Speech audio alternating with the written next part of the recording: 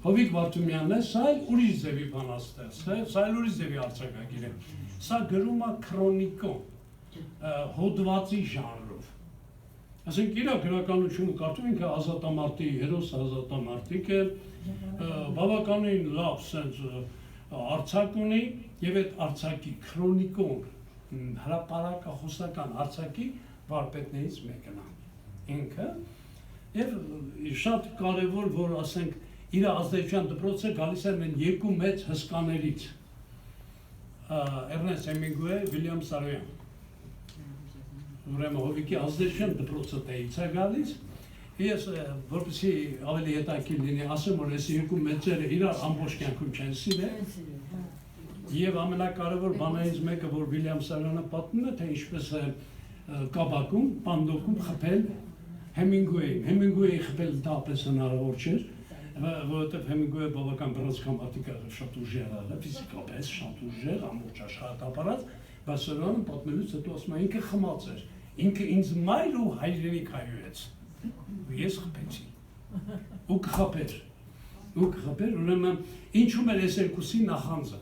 ինչի իրար չէին հանդուրժում հարցը շատ պարզ է գրական դպրոցները նման էր երկուսն էլ պարզ գրականության կողմնակից էին երկուսն էլ պարզ էին գրում ամեն ինչ որ գրում են դուք Վիլյամ Սարոյանի մոտ որոշ մի արտասովոր նախադասություն չեք գտնի անգամ արտասովոր համեմատություն չեք գտնի այդքան պարզ էր նույն պարզությունն է Հեմինգուեյը եւ հանկարծ հայտնվել է մի իրականության մեջ որ պուբլիցիստական մրցանակ առաջինը ստանում է Սարոյանը մերժում է ստանալ որտեղ այդ ժամանակ ամերիկացիները մտնել են Վիետնամ եւ Հեմինգուեյը նամակ է գրում որ ասում է արդյոք արժե այդքան մեծամիտ լինել որ մերժել մրցանակը Սարոյանն ասում է իմ գործերի առումով ես իրոք մեծամիտ եմ դու մտածիր որ ոչինչ չես գրում